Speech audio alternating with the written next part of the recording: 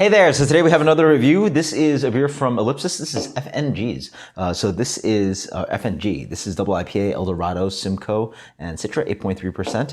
And this is one of the first beers that was actually released over 2 years ago when the brewery opened and releasing a new batch. I think this is either the second or third batch of the beer. And FN New Guys is what FNG stands for. The head brewer, Rob, is an owner.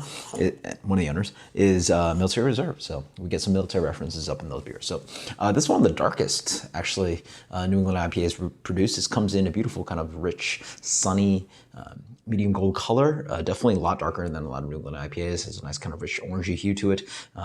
Medium plus haze to it, not completely opaque. That's what we do over there at Ellipsis. So on the nose, there's a little bit of this hoppy thing going on, but it's sweet. It's got a nice kind of like rich orange starburst note to it.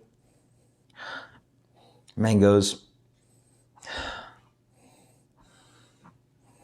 Papaya, really kind of like bright, not bright, but like it actually honestly fits almost the color of the beer. But I've had yellow beers that sort of have this kind of aroma. It's peachy, apricot-y. It smells fantastic. That's awesome. Cheers.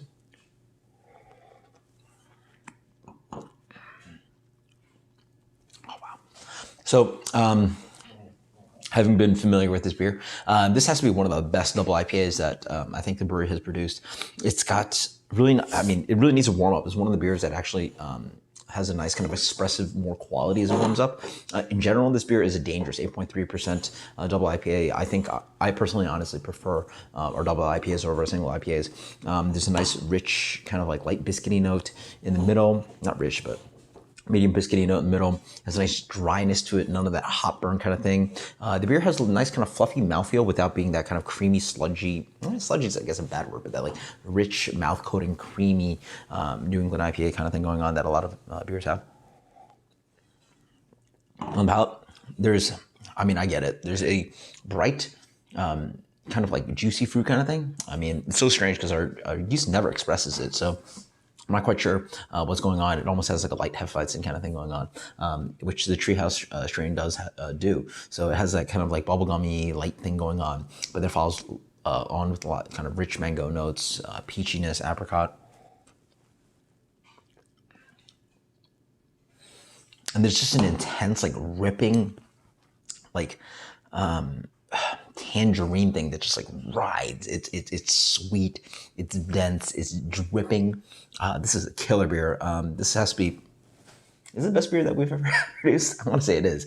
I think just the fact that maybe the little bit of malt sweetness like helps play that, and then like something about the yeast and the hop characters just really drives on this beer. It's almost like a different beer that we generally don't make.